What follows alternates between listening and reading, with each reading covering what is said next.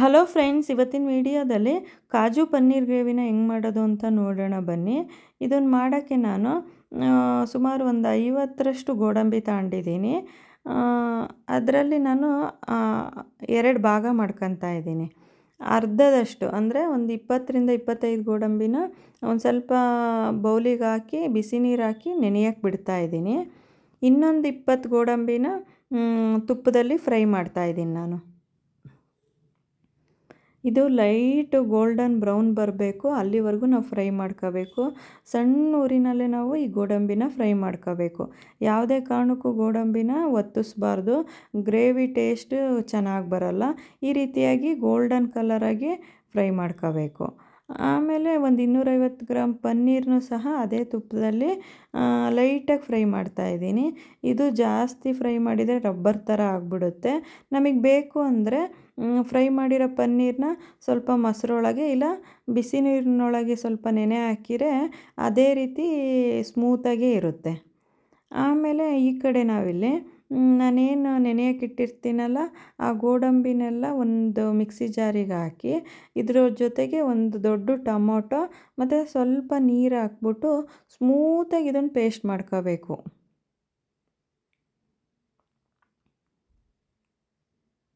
ನೋಡಿ, ಇದು ಪೇಸ್ಟು ಈ ರೀತಿಯಾಗಿ ಬರಬೇಕು. ಕನ್ಸಿಸ್ಟೆನ್ಸಿ ಇಷ್ಟು ಸ್ಮೂತಾಗಿರಬೇಕು. ಆಮೇಲೆ ಒಂದು ಬಾಣಲೆಗೆ ಒಂದು 3 ಸ್ಪೂನ್ ತುಪ್ಪ ಹಾಕಿ ಚಕ್ಕೆ, ಏಲಕ್ಕಿ, ಲವಂಗ, ಪಲಾವ್ ಎಲೆ, ಜೀರಿಗೆ ಹಾಕ್ಬಿಟ್ಟು ಇದನ್ನೆಲ್ಲ ಫ್ರೈ ಮಾಡಿ ಒಂದು 3 ಸಣ್ಣಗೆ ಹೆಚ್ಚಿಟ್ಕೊಂಡಿರೋ ಈರುಳ್ಳಿನೂ ಹಾಕಿ ಫ್ರೈ ಮಾಡ್ತಾಯಿದ್ದೀನಿ ನಾನು. ಈರುಳ್ಳಿ ಕಲರ್ ಚೇಂಜ್ ಆಗಬೇಕು ಮತ್ತು ಹಸಿ ವಾಸನೆ ಎಲ್ಲ ಘಾಟ್ ವಾಸನೆ ಏನಿರುತ್ತೆ ಈರುಳ್ಳಿದು ಅದೆಲ್ಲ ಹೋಗೋ ತನಕ ನಾವು ಫ್ರೈ ಮಾಡ್ಕೋಬೇಕು. ಈ ರೀತಿ ಗೋಲ್ಡನ್ ಕಲರ್ ಬಂದಮೇಲೆ ಶುಂಠಿ, ಬೆಳ್ಳುಳ್ಳಿ, ಹಸಿಮೆಣಸು ಪೇಸ್ಟ್ ಹಾಕ್ತಾಯಿದ್ದೀನಿ. ಇದ್ರದ್ದು ಹಸಿ ವಾಸನೆ ಹೋದ್ಮೇಲೆ ಸ್ವಲ್ಪ ಅರಿಶಿನ ಪುಡಿ, ಖಾರದ ಪುಡಿ, ಗರಂ ಮಸಾಲ, ಜೀರಿಗೆ ಪುಡಿ, ಧನಿಯಾ ಪುಡಿ ಇದೆಲ್ಲದನ್ನು ಹಾಕಿ ಒಂದು ಸಲ ಮಿಕ್ಸ್ ಮಾಡ್ಕೋಬೇಕು.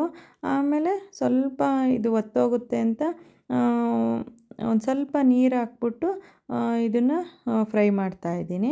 ಆಮೇಲೆ ಒಂದು ಸ್ಪೂನು ಕೊತ್ತಂಬರಿ ದಂಟನ್ನು ಸತ ಹಾಕಿ ಇದಕ್ಕೆ ನಾವೇನು ರುಬ್ಬಿಟ್ಕೊಂಡಿರ್ತೀವಲ್ಲ ಆ ಮಸಾಲೆನೆಲ್ಲ ಹಾಕಿ ಫ್ರೈ ಮಾಡ್ತಾಯಿದ್ದೀನಿ. ಆಮೇಲೆ ಬೀಟ್ ಮಾಡ್ಕೊಂಡಿರೋ ಅಂಥ ಒಂದು 2 ಸ್ಪೂನ್ ಮೊಸರು ಹಾಕಿ ಇದನ್ನು ಒಂದು ಸಲ ಮಿಕ್ಸ್ ಮಾಡ್ಕೋಬೇಕು ನಾವು. ಈ ಗ್ರೇವಿ ನೋಡ್ಕೊಂಡು ಎಷ್ಟು ಬೇಕಷ್ಟು ಉಪ್ಪು ಹಾಕಿ ಗ್ರೇವಿ ಕನ್ಸಿಸ್ಟೆನ್ಸಿಗೆ ಎಷ್ಟು ಬೇಕಷ್ಟು ನಾವು ನೀರು ಮಿಕ್ಸ್ ಮಾಡ್ಕೋಬೇಕು. ಆಮೇಲೆ ಮುಚ್ಚಳ ಮುಚ್ಚಿ ಇದು ಈ ರೀತಿಯಾಗಿ ಆಯಿಲ್ ಬಿಟ್ಟಾಗ ಗ್ರೇವಿ ಆಗಿದೆ ಅಂತ ಅರ್ಥ. ನಾವು ಗ್ರೇವಿನ ಎಷ್ಟು ನೀಟಾಗಿ ಫ್ರೈ ಮಾಡ್ಕೊತೀವೋ ಅಷ್ಟು ಟೇಸ್ಟಾಗೇ ಬರುತ್ತಿದ್ದು. ಆಮೇಲೆ ಇದಕ್ಕೆ ನಾನು ಫ್ರೈ ಮಾಡಿ ಇಟ್ಕೊಂಡಿರೋ ಅಂಥ ಪನ್ನೀರನ್ನು ಹಾಕಿ ಮಿಕ್ಸ್ ಮಾಡ್ತಾಯಿದ್ದೀನಿ.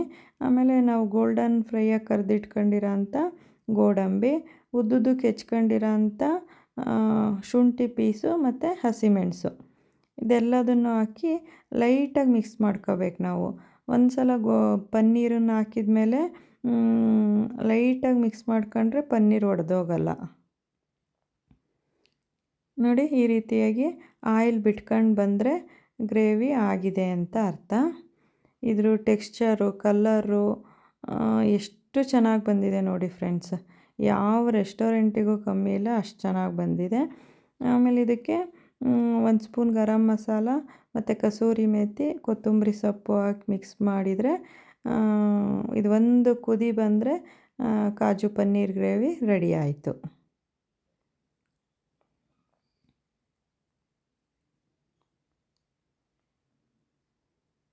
ನಾನಿಲ್ಲಿ ಈ ಗ್ರೇವಿನ ಸರ್ವ್ ಮಾಡ್ಕೊತಾ ಇದ್ದೀನಿ.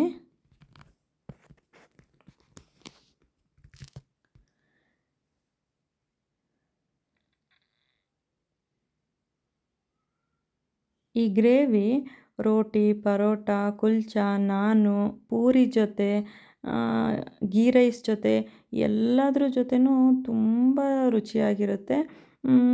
ನಾವು ಹೆಂಗೆ ಹೋಟ್ಲಲ್ಲಿ, ರೆಸ್ಟೋರೆಂಟಲ್ಲಿ ಆರ್ಡ್ರ್ ಮಾಡ್ಕೊಂಡು ತಿಂತೀವೋ ಅದೇ ರೀತಿಯಾಗಿ ನಾವು ಮನೆಯಲ್ಲೇ ಮಾಡ್ಕೋಬೋದು. ನೀವು ಒಂದು ಸಲ ಟ್ರೈ ಮಾಡಿ ಫ್ರೆಂಡ್ಸ್, ತುಂಬ ಇಷ್ಟ ಆಗುತ್ತೆ ನಿಮಗೆ. ಐ ಹೋಪ್ ನಿಮಗೆಲ್ಲ ಈ ರೆಸಿಪಿ ಇಷ್ಟ ಆಯಿತು ಅಂತ ಭಾವಿಸ್ತೀನಿ. ಇಷ್ಟ ಆದರೆ ಲೈಕ್ ಮಾಡಿ, ಶೇರ್ ಮಾಡಿ. ಮತ್ತು ಹೊಸ್ದಾಗಿ ನನ್ನ ಚಾನಲನ್ನು ನೋಡ್ತಾ ಇದ್ದರೆ ಸಬ್ಸ್ಕ್ರೈಬ್ ಮಾಡ್ಕೊಂಡು ನೋಡಿ ಫ್ರೆಂಡ್ಸ್. ಮತ್ತೊಂದು ರೆಸಿಪಿ ಜೊತೆ ಸಿಗ್ತೀನಿ. ಅಲ್ಲಿವರೆಗೂ ಬಾಯ್.